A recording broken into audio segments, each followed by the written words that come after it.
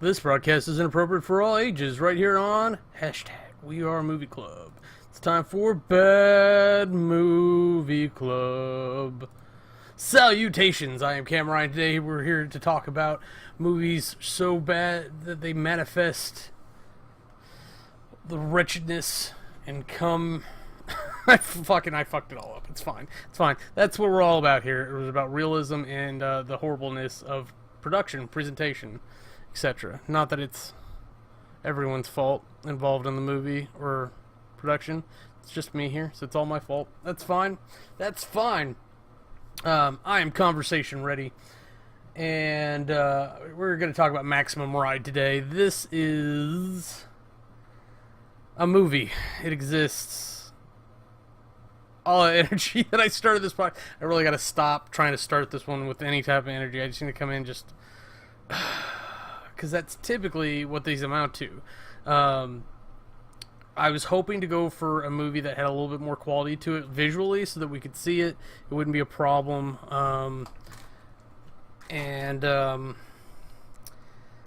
Even doing a modern bad movie is still a bad movie.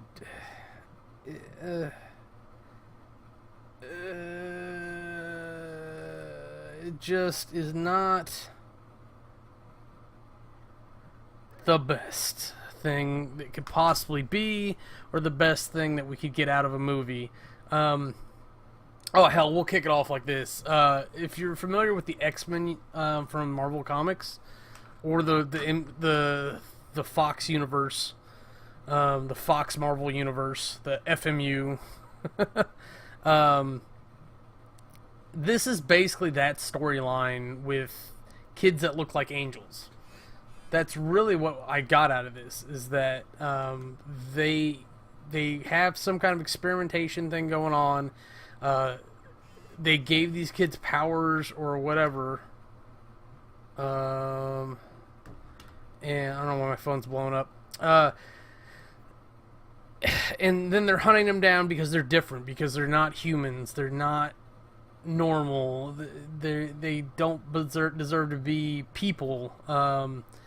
But the movie seems to be under some kind of impression that they have superpowers other than being able to fly. And telepathy was clearly just demonstrated. But like, they don't example it very well. They have a little bit of conversation about superior hearing. But they're not good fighters. They don't seem to be super strong, other than being able to maybe pick somebody up while they're flying, which... Picking someone up, especially someone who's bigger than you, like, I give you props for being able to fly as well as with your weight and theirs. I'm thoroughly impressed, super person. But, like, it just doesn't feel like they have powers. They're always running, they're always scared. There's nothing going on with them. They're supposed to be weapons.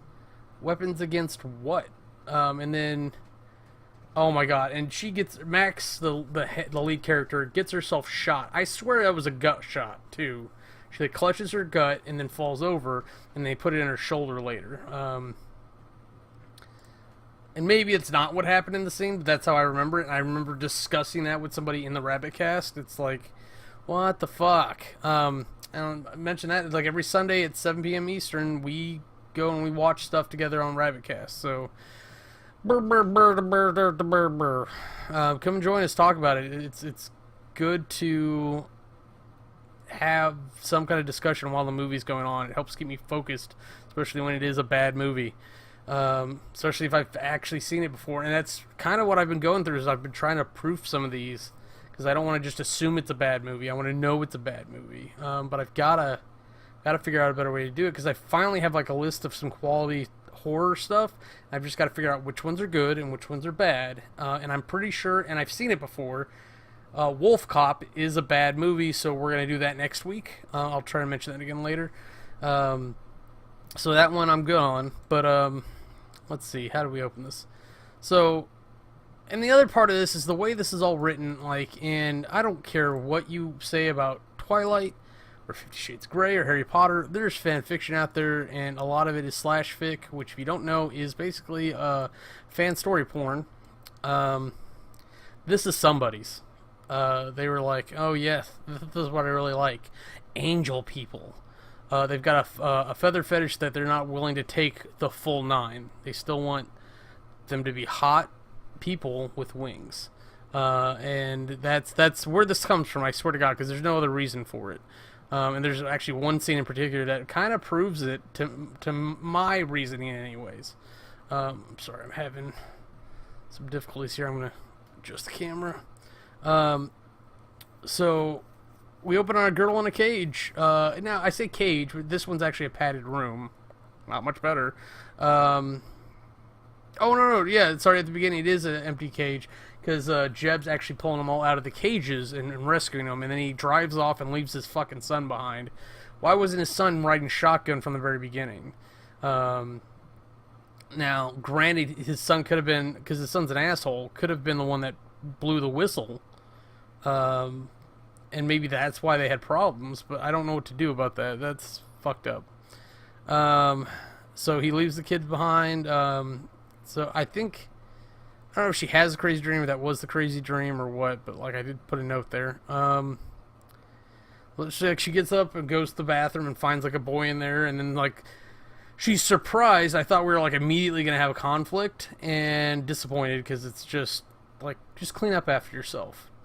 So it does establish like right away like that she's the superior, because she's ordering him around, and there's no backlash from him at all. It's total acknowledgement, something like that. So it's neat that they actually that early subtly establish dominance for the character, because it's one of the few good things they actually do. So I wanted to point it out.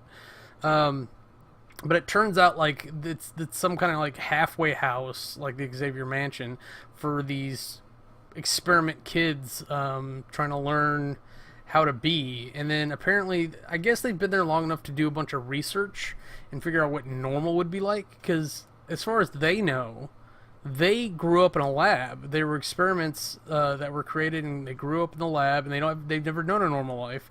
So that's apparently what they want. I don't understand how, if you've never had a normal life, that you want a normal life. It's not, it doesn't make sense up in here.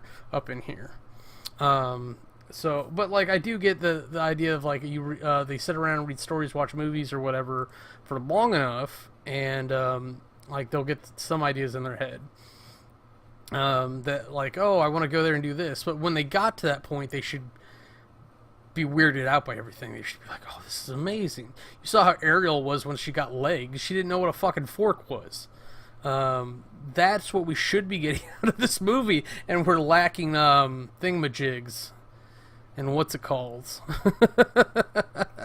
Oh, now I want to watch Little Mermaid. Of all the fucking things. But like the point is why we're jumping into the story at this point, I think, is that despite all the advantages they have, Max is trying to hide them and keep them safe, keep them off the radar. So of course all the kids are restless because they're kids.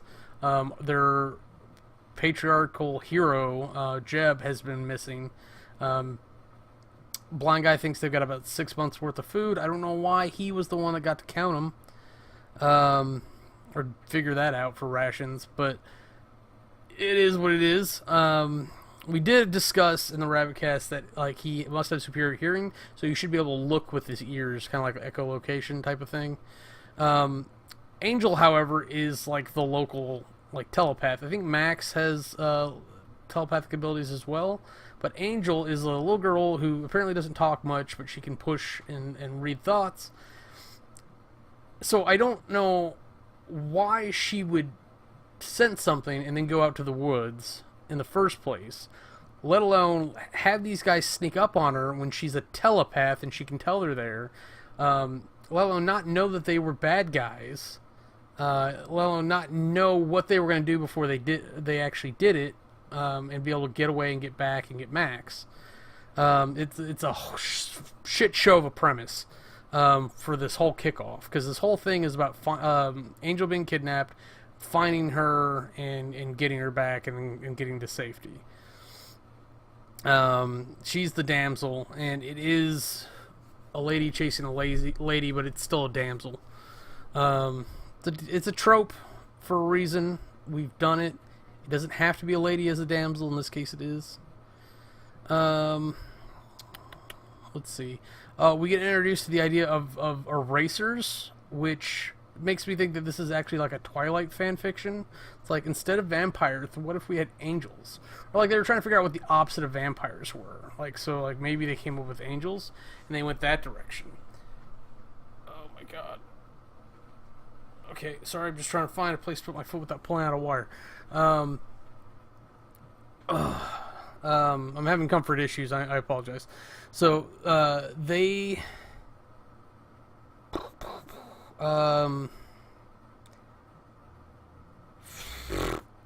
oh yeah, werewolves. So yeah, not nearly as sexy as the werewolves from Twilight. I gotta give you that. This guy takes his shirt off. No one's gonna swoon like Taylor Lautner. I think that's his name. Whatever. It's just not gonna happen. He's got hair in funny places. He's got his eyes all bat shit crazy. He's acting bizarre. He's not that type of werewolf. But he's obviously super strong and super durable because he survives a building or a house dropping on him. He survives Max beating the crap out of him, all 100 pounds of her. I don't know. And Max is apparently clairvoyant as well because she keeps having dreams and flashbacks to things that haven't happened, or that have happened, or we're just having general. It's really hard to tell whether or not Max is seeing what we're seeing when we have flashbacks. I don't get it. It doesn't make sense to me. I just don't know. Just realized bathroom fan's still on. I'll go turn that off. Give me just a second.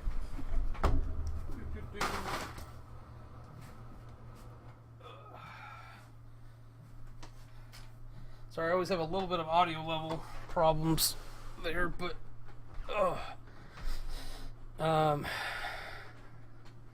just seemed a little high. I'm glad that it feels so much better. Oh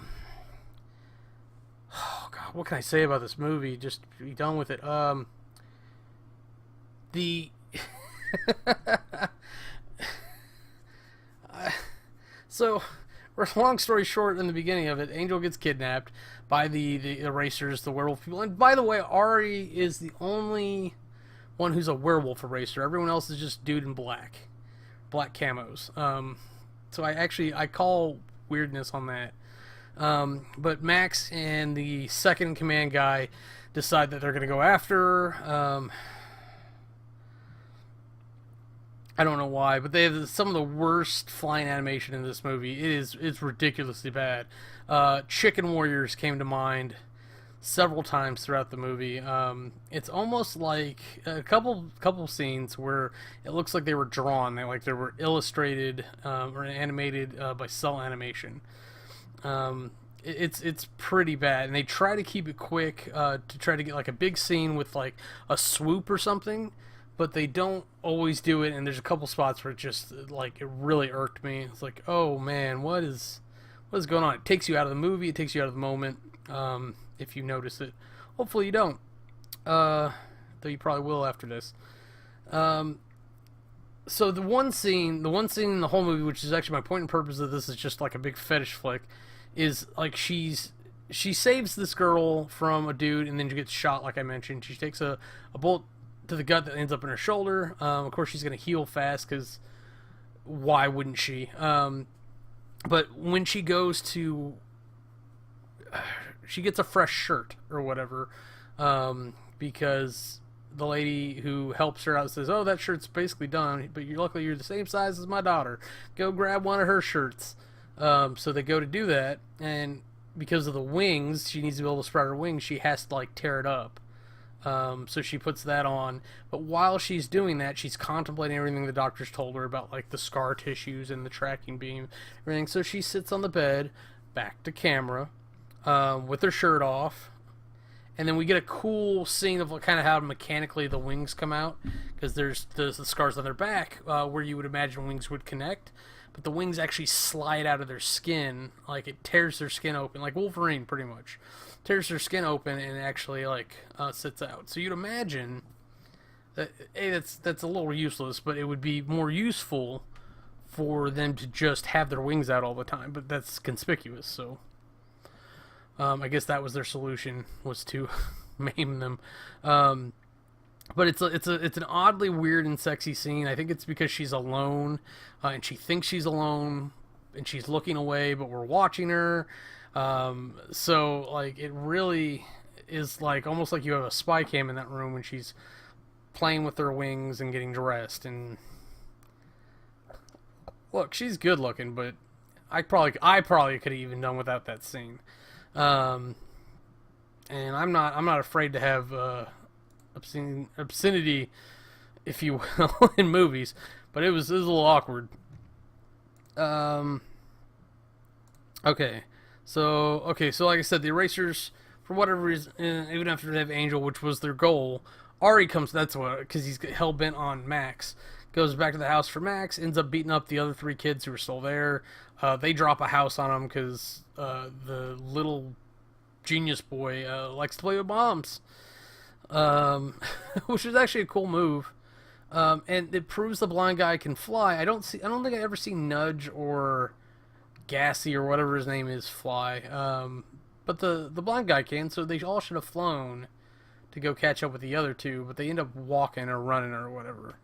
Because they end up going through town for whatever reason, and like Nudge takes this weird detour to go shopping, or to go into a shop, because I don't think they have any money, so she probably wouldn't have bought anything. But so they got to keep her on track, on top of like dodging bad guys, and like it's just kind of a lot of counterintuitive stuff that you deal with when you deal with kids. It's like, what are you doing? Don't touch that. Don't put that in the cart.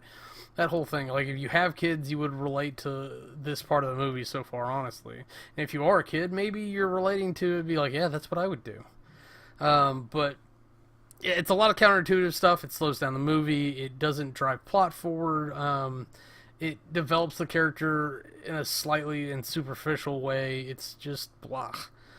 There was one scene in particular that really kind of bugged me. They're sitting around talking about bullshit. Yeah, it's just after this. They get to like the cabin or whatever, and they're talking about. I think they all catch up finally, which was just silly. That's like they could have had that happen a lot earlier. And they're talking about Ari, that he's there, and he's an eraser now, and that he has this weird scar on his face because when he was a kid, he was a dick, and he used to like jab scissors at the cell, or the occupants of the cells. Really stupid to have that kid around. Honestly, that company would have killed that kid off, or put him in as an experiment. Been like, yeah, we're done with this. We're not going to have these subjects tainted because he likes to poke humans with scissors. We're going to figure it out. But again, he's a stupid kid because I don't know what his dad told him, but they're weapons, right? They're humanoid weapons.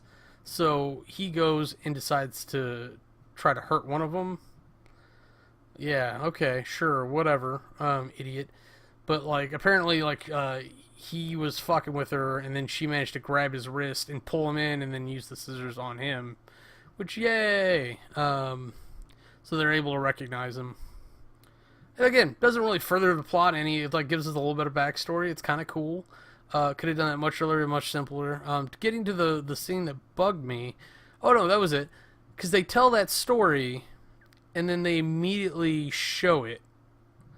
Like, so it ruins any suspense or whatever for that scene. You really should have like gave us the visual experience and cut it up, telling us like narrating for it, or give us the visual thing and then tell us what happened in the visual that we just saw. Because the visual doesn't actually show her cutting his face, it just shows him fucking with her and that he has scissors. So you have this like fun foreshadowing, and then you have them explain and be like, oh, that's why he has this scar. Like, there was actually a true moment for engagement there, and ruined it. What is it, baby? Come here. Oh my god. You're screaming, and then you don't want to come up here and hang out? Fought me the whole way up here. Why? Why? I said she was screaming, but that's her version of screaming. Just meow, meow, meow, meow, meow, meow. Don't bark quite as much, but Okay, so let's see where we're going with this. But oh god, like they finally go and they have this chance for like a really epic fight. Max versus Ari happens, and it's one-on-ones, limitedly interesting, but it's really, really short, and she apparently can't stand up to him on his own. So they all try to gang up on him because that's fair and honorable as the heroes. And then what is it, the villain's advantage happens where of course he's got the upper hand because not only is he over strength, but he's got friends. He just wasn't using them. And then to top it off, he uses this really cool sound suppressing grenade.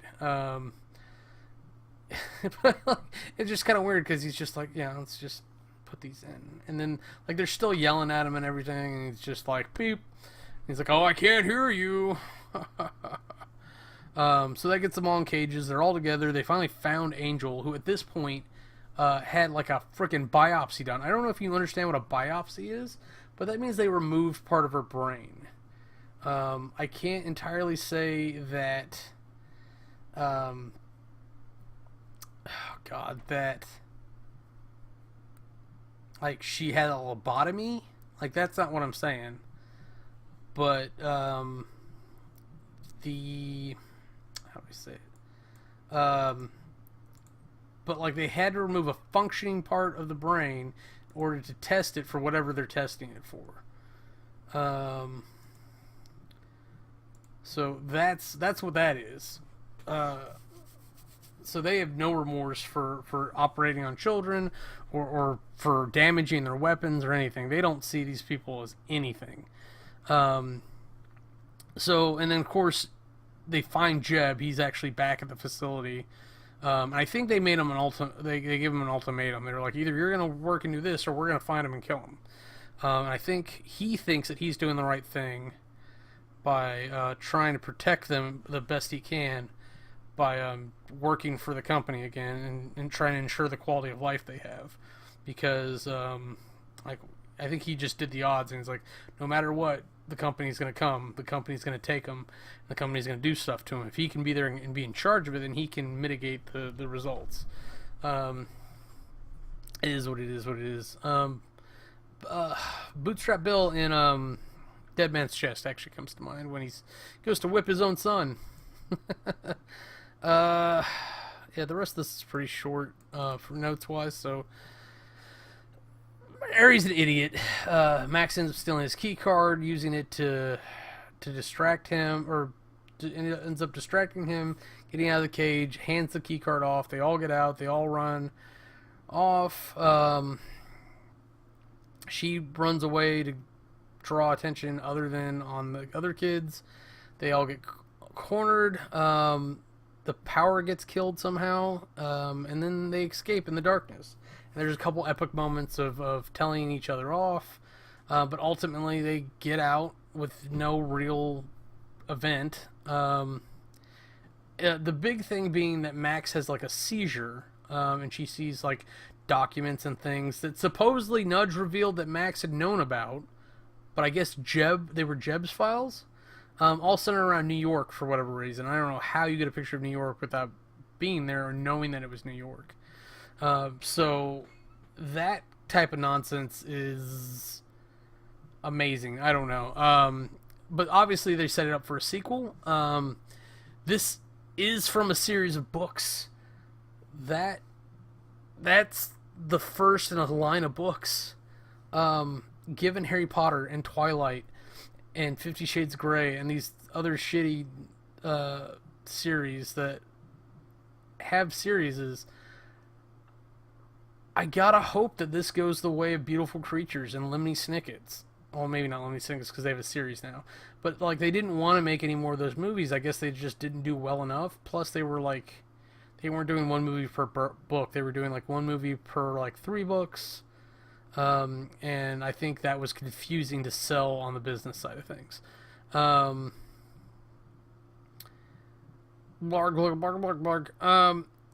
Ultimately, this is not a movie I can recommend. Let's just look at what I did for the review that I posted to the Tumblr.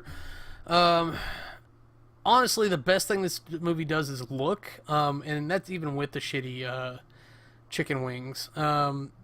Honestly, it's like I just every time I think back on this movie, I'm thinking X-Men, X-Men, X-Men, because other than having specific power sets, and these guys kind of do, like that's what the X-Men is. It was about people who no longer were of the race of men, hiding and trying to protect themselves and just live normal lives.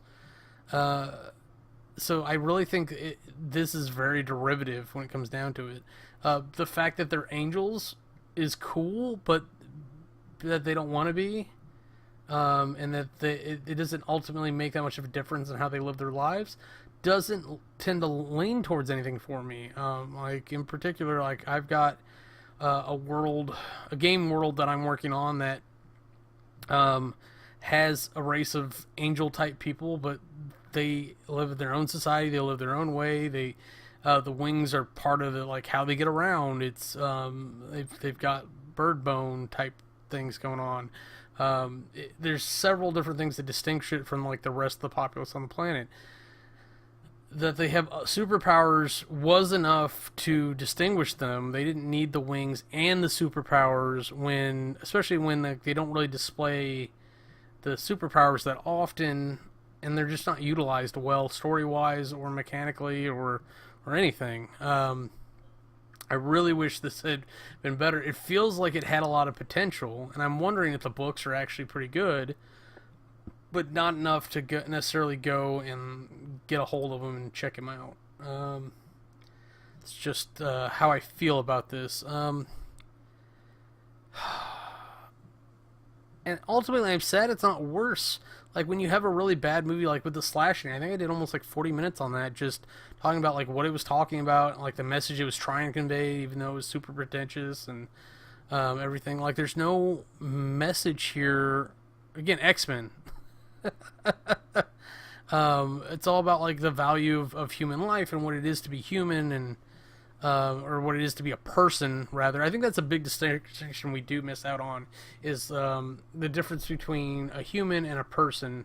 And you go, oh, that's just a dog. It's not a person. If the dog starts talking to you and is able to argue its own existence, it's a person. It is there at that point sentient, and that's a theme that we could explore in a lot of different movies, or a lot of different movies and shows do explore.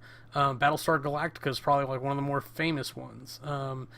Terminator actually explores it a little bit, because John Connors considers, like, at least in T2, that Terminator to be his friend, even though he's just a robot, and he's not. Sarah Connor Chronicles. Summer Glau's character is a person, as far as I'm concerned. It has its own motivations and everything, whether it's pre-programmed or not. Like, it makes its decisions on how to go about that. And ultimately, we're biological programming. So, like, when we're discovering like all this AI work, like that's what we're talking about. They're people too. I'm hoping to see some of that pop up. I want to see some bad movies that deal with AI. I think it'd be fantastic. I mean, I'd love to see like revisit, like, I don't know why Moon came to mind. Moon was awesome, to me anyways, but like a movie like that where it's just like a robot being a dick over and over again, like that would actually be fun. And it would be fun to see a fun bad movie. And like I still can't bring myself to go down the Kevin Smith list for bad movie club, other than I get to watch Kevin Smith movies again, because I'd love it. I'd actually be able to rate, honestly, probably a lot of the early ones probably wouldn't even rate very high, but I'd get to have fun reviewing some movies and watch some shit I want to watch, under the guise of it being bad movies. And my excuse would be that Kevin himself says, like, hey, Clerks.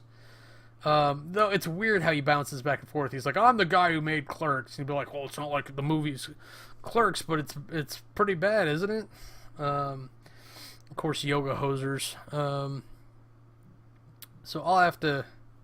There's just so many other movies to do and talk about before we get to, like, the Z list. I don't know. I might do it. I may just do like a run of Kevin Smith movies, just because I want to. Vulgar could probably make it on here. Now that I'm thinking about it, I like it, but it's dark and intense, and it's probably worse than it is good.